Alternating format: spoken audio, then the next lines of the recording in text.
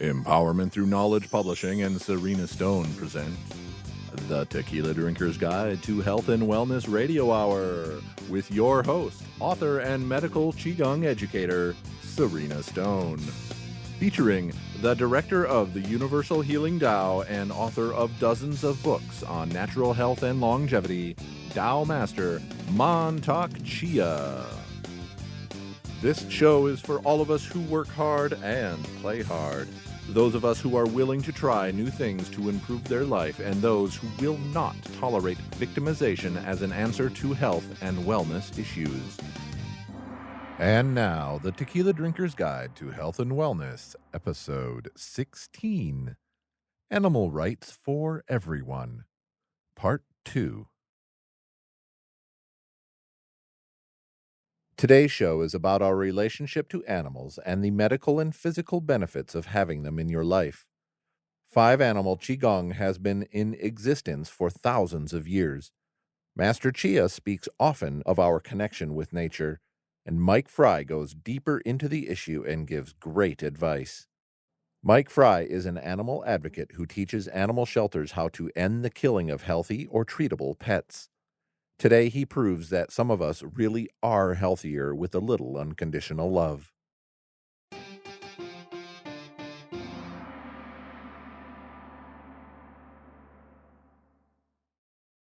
Today's show is about pets and the medical and physical benefits of having them in your life.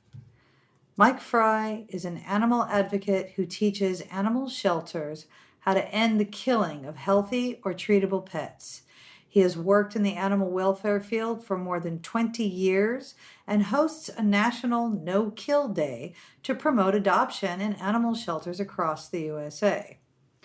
So I'm very excited about this interview today, and you may be hearing some barking or roughhousing from our dogs here, but that's kind of part of the charm of hanging out with Mike Fry. So hi, Mike. Thanks for coming back. Thanks for having me. Now, this is part 2 of our interview with Mike Fry.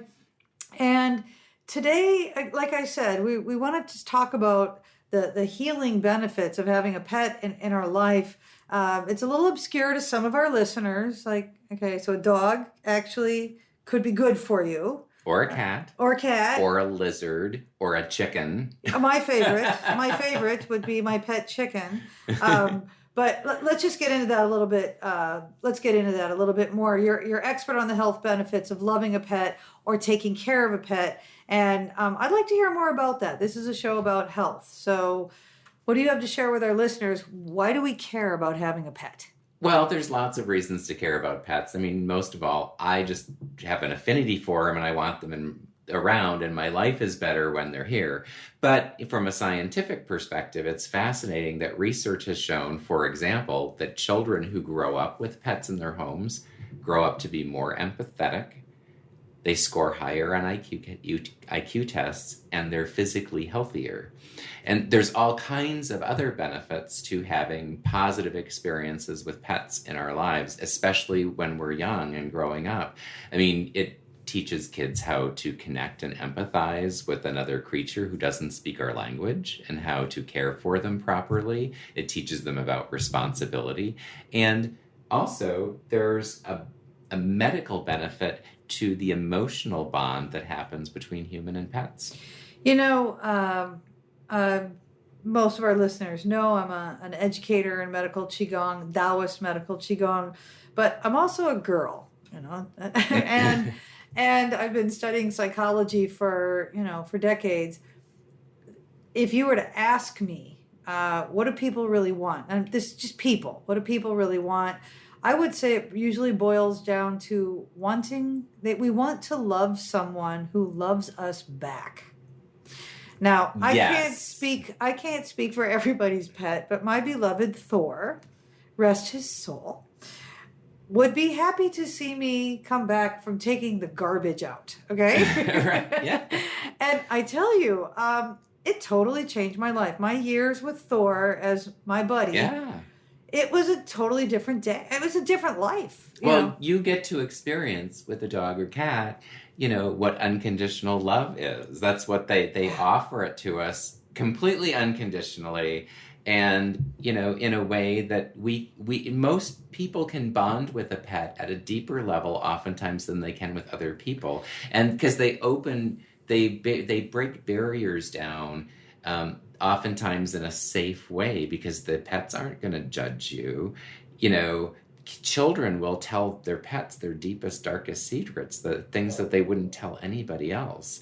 And so pets can reach us at deeper levels than most humans can oftentimes because of that. I worked on a program at an animal shelter in Minnesota where they took in, they didn't take in, but the county correctional facility took in, at-risk youth that had been convicted of some very bad things. So these kids were in, criminal lockup. I mean, they were not allowed to go home. And the only reason they were fortunate enough to go to this place is because some judge somewhere saw some light in them that they were not just going to go be locked up forever. So they went into this special program to help them hopefully recuperate and be rehabilitated. And part of what they did every day is they came to the animal shelter 4 times a week to do dog obedience training with the shelter animals. And watching the bond that occurred between those children and those dogs was something just magical to watch. Without telling the kids that the dogs were in the same such kind of situation in lockup, needing a new start. Yeah. The empathy that occurred and the bonds that happened with those kids was just something magic to watch. It would change their lives. And they learned, and many of them came from families where they never felt supported, never felt that level of attachment or love to anything. And those dogs at the shelter were sometimes the very first things those kids could have a healthy bond with. Wow. And the dogs are just an open sponge, or cats are just an open sponge, ready to, help you. Yeah. Yeah, I actually, there's some trivia at the beginning of this podcast, of your episode here, and you're actually repeating some of the stuff that I found online for just about our health, when exposed to animals. They did a study with elderly people, and they seemed sometimes they could bond better with the animal, or their blood pressure was lower when hanging out with an animal, especially when their family would come to visit. Right. Yes. Right? I mean, think about it. Absolutely. They say, petting a cat, sitting with a dog lowers your blood pressure. You release endorphins. You release oxytocin into your body. That's a good one. We love oxytocin. There's all kinds of medical benefits, like chemically in your body, that happen when you interact with a pet. Not to mention the psychological benefits of the bonding and all the things you can learn from. And listeners, don't quote me on this one, but I think some of the trivia that I recorded for this show was based on a study with New York, I want to say stockbrokers or bankers, but don't quote me. I know I read it, and I think I might have recorded some of this, but it was shocking how those who had a foster pet for a while, how their blood pressure went down. Now, New York, that's some pretty high stress environment there, or at least it can be. And the report was very clear that those who had a pet to go home to, and I don't remember if it was dogs, cats, or both, actually had lower blood pressure, to the point where those who didn't have a pet were motivated to go out and get one. Well, it's a lot better for you than the pills or a cocktail. Sure, yeah. Well, and speaking of drugs and things, there's a nursing home approach that is sometimes called the Eden Alternative, and it's a more holistic kind of, life-friendly, affirming sort of environment in nursing homes, where they, will typically have cats running around and, going into people's rooms. They allow dog guest visitors on a regular basis. They oftentimes have, bird flight cages, like in the hallways. I'm sorry, but birds don't relax me. I have friends that love their birds. They kiss and do so cute. But just having the movement, the life, and they have plants in these nursing homes, and what they find is when they adopt that approach to housing seniors, the use of psychotropic medications drops, the use of painkillers drops, because people crave attachment and connection to that. Yep. In the Tao and Master Chia, there's very few interviews where he doesn't mention this. He says that with inner alchemy to be healthy, the secret ingredient is love. And you can call it what you will, but I loved my dog. Mm-hmm. Okay? Yep. And I know other people who love their pets. It's a different kind of love than you'd have for your friend, your children, your husband, whatever. There's all kinds of different loves out there, but love is still love. And if maybe, I've seen some folks, their comfort zone with humans isn't very deep, okay? But they can hug that kitty and tell all their secrets, like you said earlier, and it is a real thing. And I don't think it should be discounted. I really... Well, and I think, finding things to connect to in our society is so important, because we're, as our population has gotten bigger and our technology that helps us maybe have more information at our fingertips, I think also disconnects us in a way. And okay. So wait a minute, on that, tell the audience, and actually tell me, because I don't know what it is. You mentioned the words nature deficit disorder when we were chatting earlier. Yes. What is it? And there's actually a book with that title that people, if they're interested in reading it, should check out. And it's the psychological phenomenon, a group of psychological problems that people have because we're growing up so disconnected from nature and from each other. Our kids grow up in front of a television set, and they used to be out running around playing, in the local park, right, or running around playing in the front yard, and getting dirty and skinning their knees and interact. That's all you could do to get that kid to come in at 6:00 for dinner, right? And nobody was ever out there watching to make sure they were safe. They were just out there in nature, and they're finding that connection to nature, to animals, to other people, is a critical part of our psychological development. And when we don't have it, there's all kinds of problems that we end up with in society. You mean the internet's, what I see on the internet isn't really happening? No, and unfortunately some of it is. Yeah, don't get me started.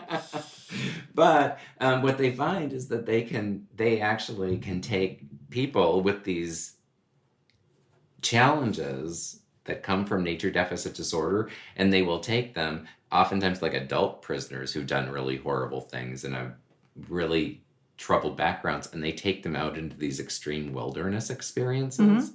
And they have these profound enlightenment experiences just going out into nature when they've been so disconnected from it for so long. Wow. And it literally can change you can rewire their brains just by getting out and reconnecting back to nature.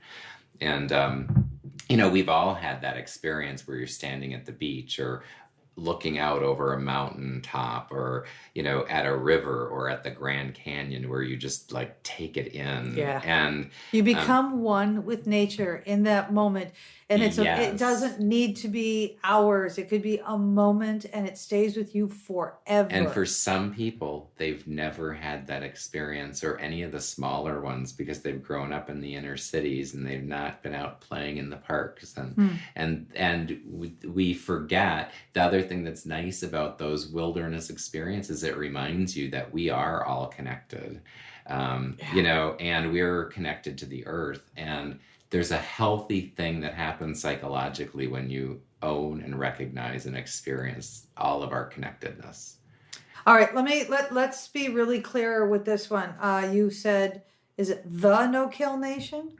.org. .org. Any other website we need to know about? Yeah, check out their Facebook page. You can also check out my website at nokilllearning.com. nokilllearning.com. Listeners, we're going to have links to both of those websites on our webpage. But you've heard it here. Mike, thank you. My pleasure. So much. All right, guys, come on back next week where you'll hear Master Chia. Bye. And now, some final thoughts with Master Mantak Chia. In the Taoist, we always find out what organs they are weak. Okay, that for people, because now we talk about the East and the West. The West now they discover the animal actually old people or lonely people or a child. If they have attachment with the animal, they will learn how to care people, learn how to kindness, learn how to responsible.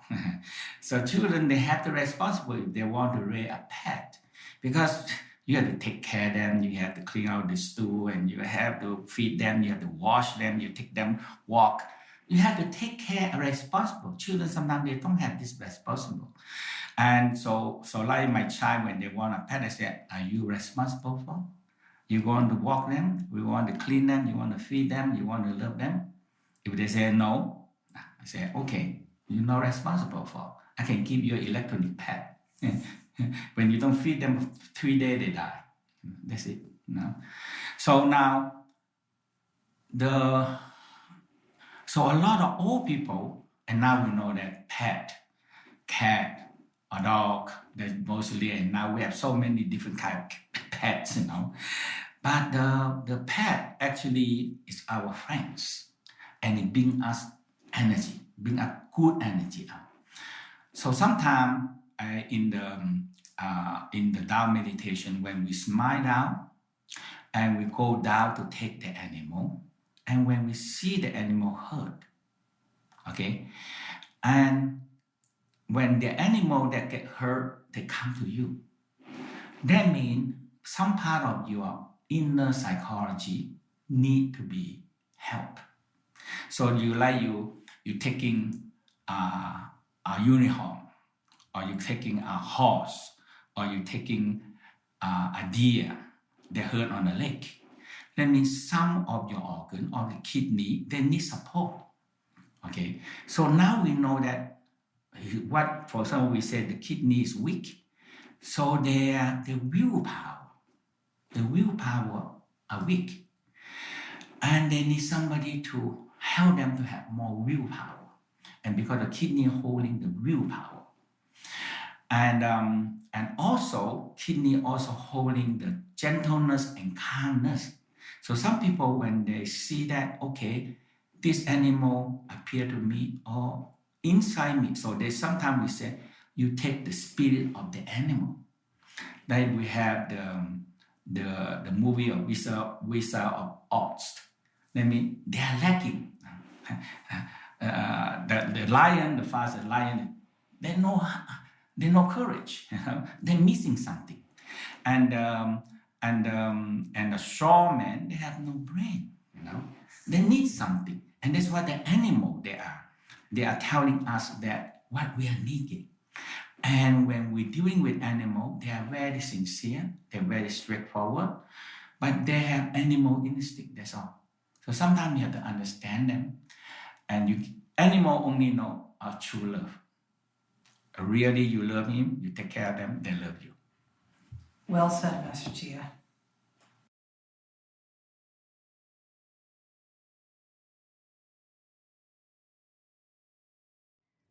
For thousands of years, Chinese and American cultures have had deep relationships with animals and nature.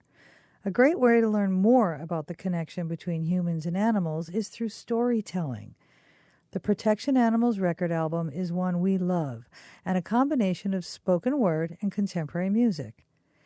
Each song contains pieces of ancient Chinese secrets and just a touch of history. You can find this album on serenastone.com under Lessons and More.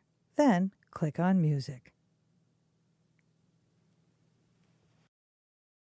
We know the unconditional love and companionship of a pet is medicine for so many of us, and the No Kill Nation is here to help us keep the love of pets and animals available to our families. Please show your support by visiting thenokillnation.org. Again, that's thenokillnation.org. If you are involved with a shelter or know of one that needs to change its practices, please go to nokilllearning.net and let them know. Again, that's nokilllearning.net.